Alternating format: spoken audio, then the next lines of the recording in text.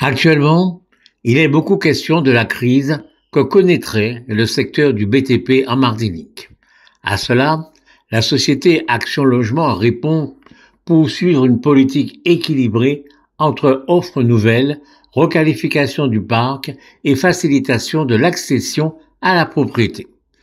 Toujours selon Action Logement, en 2024, la société Ozanam a livré 111 logements neufs, obtenu 627 agréments, lancé 70 chantiers et réhabilité 573 logements. Pour soutenir les parcours résidentiels des classes moyennes, souvent exclus des dispositifs classiques, un nouveau prêt à taux réduit, 0,5%, a été mis en place en 2024. Il peut atteindre 50 000 euros et s'adresse aux actifs de plus de 40 ans.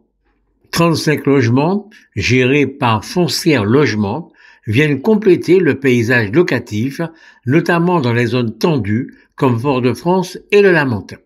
Toujours selon Action Logement, la Martinique se positionne comme un terrain d'expérimentation équilibré entre construction et inclusion. D'autant que l'amélioration du confort, de la performance énergétique et de la sécurité des logements est au cœur de cette dynamique. Cependant, même si c'est Grandiri qui a fait sac d'Iri, force est de constater que ces chiffres sont dérisoires lorsque l'on sait qu'à la fin de 2023, plus de 14 000 ménages demandeurs étaient en attente de logement social en Martinique. Sur les 5 dernières années, ce volume a augmenté de 13%, alors même que sur la même période, la population locale a baissé de 6%.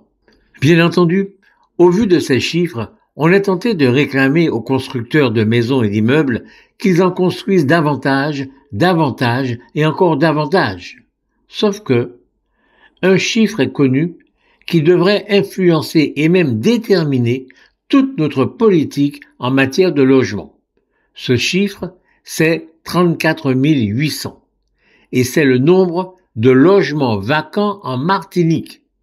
60% de ces logements sont des maisons et 40% sont des appartements. C'est plus que tous les logements sociaux qui existent actuellement en Martinique. La demande pour le logement social ne cesse d'augmenter. 14 000 demandes donc en 2023. En réalité, passez tous ces chiffres, toutes ces données statistiques, ce qu'il faut faire, c'est tout simplement prendre sa voiture et effectuer un road trip à travers toute la Martinique, tant dans la capitale que partout. On sera surpris par le nombre d'habitations vacantes, mais également par le nombre de grandes maisons sous-habitées, sous-utilisées, si on peut dire, et mal entretenues. Souvent, nous a-t-on dit, des maisons de fonctionnaires à la retraite dont les enfants sont partis, qui n'ont plus leurs 40% et qui n'ont plus non plus la volonté d'investir dans leur maison. Ils préfèrent les voyages. Bref, vous l'avez compris, le problème de l'habitat en Martinique ne se résout pas à la construction d'un ou de 2 immeubles par-ci par-là.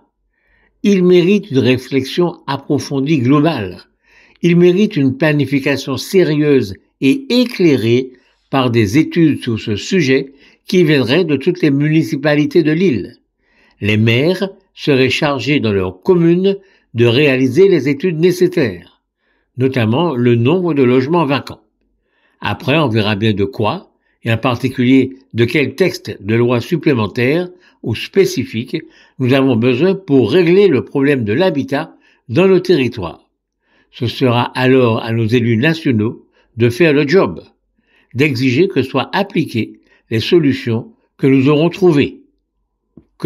trouvées nous-mêmes.